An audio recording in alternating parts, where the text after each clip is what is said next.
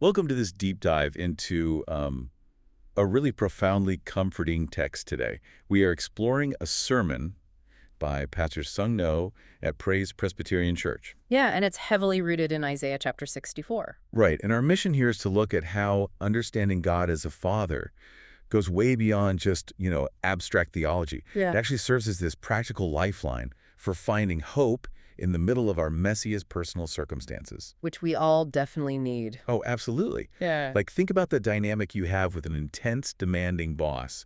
You usually keep a polite distance, right? Trying to project that you have it all together. You definitely don't want them seeing your flaws. Exactly. You only run into their office screaming for help when your career is literally crashing down around you. And that instinct to maintain a buffer with ultimate authority, it's a deeply human reflex. It perfectly mirrors the context of Isaiah 64. Because the Israelites had just returned from exile in Babylon, right? Right. They were anticipating this glorious homecoming, but instead they found Jerusalem in absolute ruins. The temple was destroyed, the economy was completely decimated, and their society was just broken. It's basically the ultimate bait and switch. Yeah, it really is. And Pastor No draws a direct line between that ancient devastation and the modern anxieties you and I face. Like the exact same feeling you get during a sudden health crisis or a collapsing marriage or a totally unexpected job loss. The polite, distant prayers just stop. They do, and we see that shift happening in real time in the text. In the previous chapter, the Israelites are praying very formally, like, look down from heaven. It's very proper. Right. But by chapter 64, as the reality of the ruins sets in, the tone becomes visceral and desperate. They just cry out, rend the heavens and come down. But wait, there is a glaring disconnect here for me. If they are standing in literal ruins, why wouldn't they have just screamed for help immediately? Well, the sermon suggests that drawing near to ultimate holiness suddenly exposes our own profound mess. We realize we have no resume to present. Which is terrifying. It is. Isaiah uses this painfully stark image to illustrate that lack of a resume. He describes all human righteousness as filthy rags. Oof. That's pretty harsh. And the literal Hebrew translation is actually much more intense. It refers to discarded menstrual cloths. Oh, wow. Yeah, it means we bring absolutely zero merit to the table. Our very best, most moral efforts are inherently tainted by self-interest. So if any illusion of merit is completely off the table, the text forces them to pivot to an entirely different relationship dynamic, right? Exactly. They can't approach a judge because they have no defense, so they play the only card left, which is, you are our father. And that completely shifts everything. It fundamentally rewires the relationship. It changes from a legal transaction based on performance to a familial bond based on mercy. Right.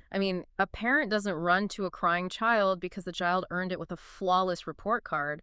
They rush in simply out of love and shared identity. Which raises the question of how a father actually responds to that cry to, tear open the heavens. And the paradox the sermon highlights here is amazing.